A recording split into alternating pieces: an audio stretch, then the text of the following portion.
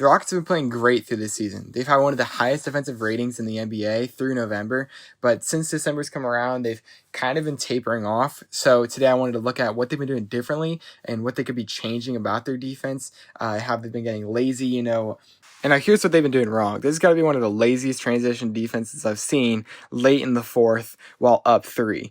All you want to do is not give up a three-pointer.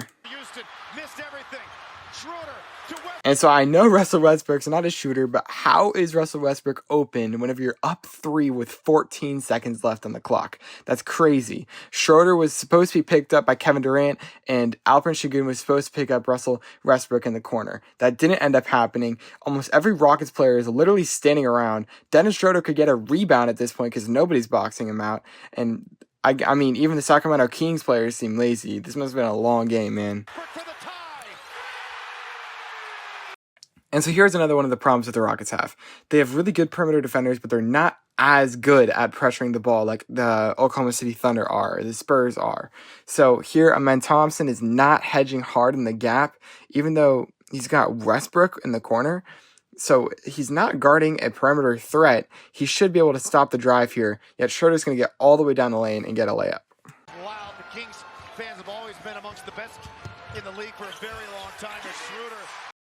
Here's where the Rockets play well, though. They play great perimeter defense with their athletic guards, which lets them play around the perimeter excellently and cause late shot clock contested shots. I'm just going to play the whole play for you. Into your picture, picks up DeRozan. He put an eye on Thompson. He landed kind of funny. Helped there by Shepard. Comes back out high at the logo to DeRozan. DeRozan to Cardwell to Schroeder. Had to.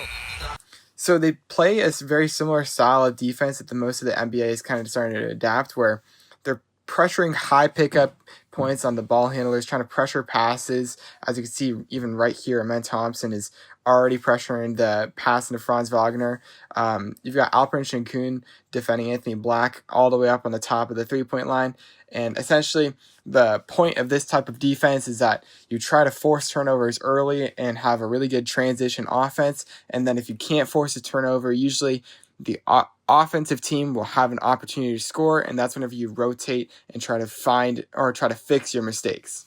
Sengun defending Black, now to Wagner. Thompson's on him.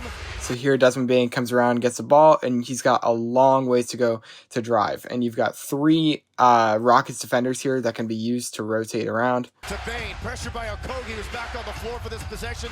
Defensively, Bane loses and Bane. And Alperen Sengun's got like the best vertical contest in the world. So mind you, this was in mid-November, so this is back when they were playing really good defense. And as you can see, almost all of the Rockets players are defending exactly where they need to be. There's only one player that's open on the wing, and aside from that, basically every other player can be rotated to with pretty good ease. So now you're going to see one of the problems of the Rockets defense is that Alperen Sengun really doesn't look like he should be in the NBA and causes a lot of fouls whenever he tries to contest shots. So there he actually moved up. So I guess he was kind of indecisive as to where he wanted to be. He didn't want to block off the three-point shot, obviously. He's just kind of given that to him. But then as soon as the Orlando Magic player starts driving, Sengun's got to drop back and defend that drive. Instead, he steps up and just fouls the crap out of him on the shot. Here's where the Rockets excel, though. They've got great athletic players who can all defend around the perimeter, and then they've got Steven Adams lurking in the paint, ready to contest any open shots. The goal of this defense late in the game is to prevent any ISO ball from happening and essentially contain the ball, force it towards the center of the floor, and then rotate around if a drive ends up happening.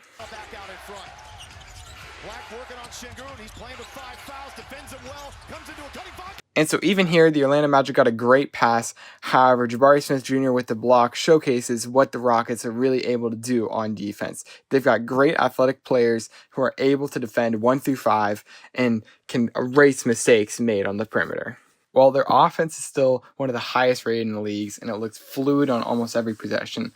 The Lakers aren't known for their defense, and here's the Christmas game where the Lakers got blown out by the Rockets. And you'll see Kevin Durant gets delivered a really good pass here and basically gets an open short corner look. 4-point Rockets lead, just over 4 minutes gone by as Thompson. Hachimura is like not even paying attention to the backdoor cut. Way too late on the pass. This is just an easy bucket. Looking for Durant. Durant trying to find the range. All he's got to do is contain Kevin Durant there. He's just too late to get into it. I mean, I can make another video on the Lakers defense. This is just terrible.